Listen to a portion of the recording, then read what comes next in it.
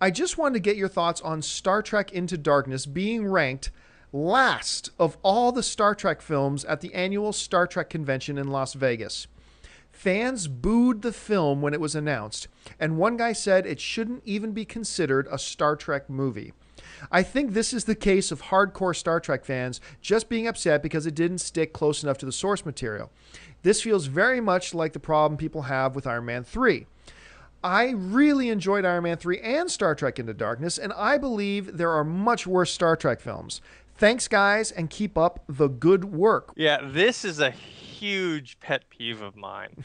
I hate this kind of blind, loyal fanboyism that like pervades comic books, video games, and movies, where like if something isn't, you know, close to or is just like the original, they hate it. I mean, it's crazy. How could you put a movie like Star Trek Insurrection higher than Star Trek Into Darkness? It's crazy. That movie never should have been made. If you've ever seen Insurrection, it's terrible. Yeah. It's not even fit to be like a one-off episode on Next Generation, and they made a movie out of it. What about the Star Trek where they went searching for God on that planet? Remember that? Yeah. I think William Shatner directed that one. Yes, it was number 5. It was called the Final Frontier. Final Frontier. Thank you very much. Well, one of my favorite questions is, how many floors are on the Enterprise? And the answer is none, because it's not real. But I have the Star Trek manual in the fleet. And it's like, look, dude, that somebody drew that. Well, I can't say I love Star Trek the motion picture because I fell asleep like 3 times when I saw it in the theater because it's boring. But Star Trek Wrath of Khan, incredible film. Star Trek 3, really fun. Star Trek 4, really, really, really good. What was it called? The Voyage Home. Voyage Home was great. Have them right here so I could look at them. The Final Frontier, incredibly stupid, horrible film.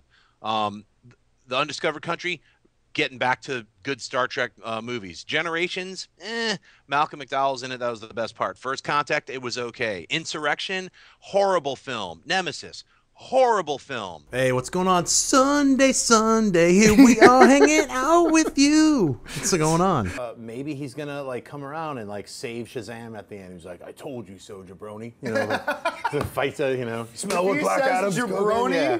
I will send a check for $100 to Warner Brothers, just like that, if he says jabroni in it. That WB has issued a mandate for their upcoming DC films, and the rule is simply no jokes. John, what are your thoughts on the article and the possibility of a no jokes rule at Warner Brothers for their upcoming comic book films? It's bad. Yeah. It's bad. Not everything can be Batman. How can you do a Flash movie? Not that we know that they're doing a Flash movie. How can you possibly do a Flash movie and say, no jokes?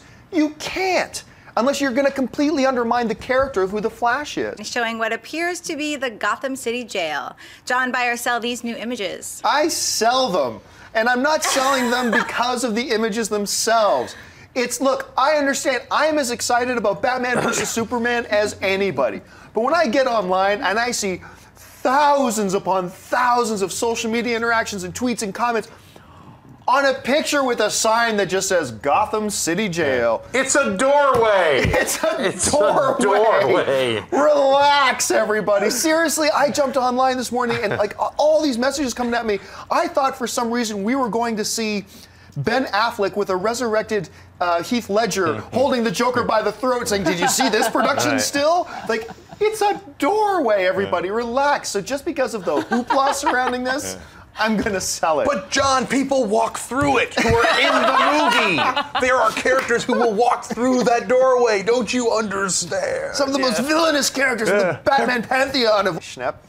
I'll buy it just because she's doing the Xavier mind. Like, you will buy it, won't you? Yes, Lake Bell, I have bought your movie. Yes. You might be looking around saying, John, you're normally alone doing the show. Why are you doing the show alone? I'll tell you why I'm doing the show alone. Because I'm John frickin' Campia, damn it. I don't need anybody. The reality is Chris Lee's car broke down and I'm actually quite lonely and alone. Yeah, Chris Lee was supposed to be here, but she called me about an hour ago and she's having car problems. So it's left it to me all on my lonesome, and I'm kind of scared and nervous to do this by myself. But I'm with friends. I'm with dear, close personal friends. Hi, I love AMC Movie Talk, and we love you. Thank you. My question is, I never read the 50 Shades of Grey book, but I heard it has some material in it that is past R-rated territory. So my question is, how do you make a movie like this and keep it R without losing half of the book's material? Now, that being said, I got nothing wrong with filthy at all. Bring on the filthy. I love the filthy. We're not going to see all the filthy.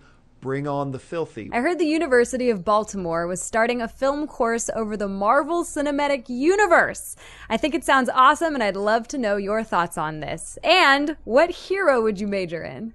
Well, this is one of those questions where, you know, a lot of bull gets floated out there. Say, hey, did you hear that Star Wars is crossing over with, you know, Tron? And no, it's not. And this is one of those stories that, admittedly, when you first hear it, your first reaction is probably thinking, this is nonsense. That's not true.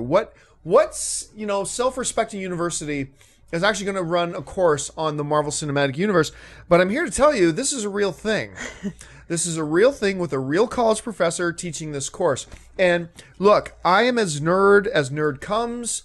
I'm excited about it, and I know me and my buddies will be talking like, oh man, cool, I would take that in university. But seriously, what a waste of time. Do you really need a course on the Marvel Cinematic Universe? I've taken a course on the Marvel Cinematic Universe. It's called Watching the Avengers. Do that. What I don't understand is why anybody who's going to university or college and spending, I don't even know how much you got to spend on college in this country. I know it's expensive in Canada, but I understand it's even more expensive here. So spending like house mortgaging kind of money to go to a course, and you're going to use one of those things not to learn something. You're going to use a big chunk of that money to study the Marvel Cinematic Universe. This is just, even as a film fan, even as a massive fan of all the Marvel films and the Marvel Cinematic Universe, this is one of the stupidest things I have ever heard. I was wondering, in the spirit of comic book characters no longer being restricted to race casting, if you think Keith David would make a good Jameson, speaking of J. Jonah. I personally think he'd be terrific. I love him in Something About Mary, Men at Work, and Armageddon, among others. But then I was like, man, Kevin Hart, just like his like loud, like angry deliveries. If you can get someone like that, yeah, someone who can act like that. Or if you're luckier, like you're 18, I just discovered the X-Men. I'm reading the comics. Yes, here's 7 films that you don't even have to. You don't have to wait even a day. You could watch all 7 of them. It's like binge watching Lost for the show. I've never watched Lost. Oh, great! Here's all 7 seasons. Go for it. So, I mean, enjoy that. You know, that's all I can say about that. Yeah, and think about this too. Okay, who says? Okay, you do X-Men Apocalypse, right? You could then easily, depending on how you set it up. I mean, you wouldn't be using Legion at this point, but still, you could go X-Men Apocalypse and then X-Men Age of Apocalypse if you wanted to get really ambitious. Sure. Granted, doing an X-Men Age of Apocalypse film, you're talking a $250 million film. Yeah, that's to produce. giant. That's ridiculously huge. But I mean, I'm just saying, the possibility's out there. How epic would that be?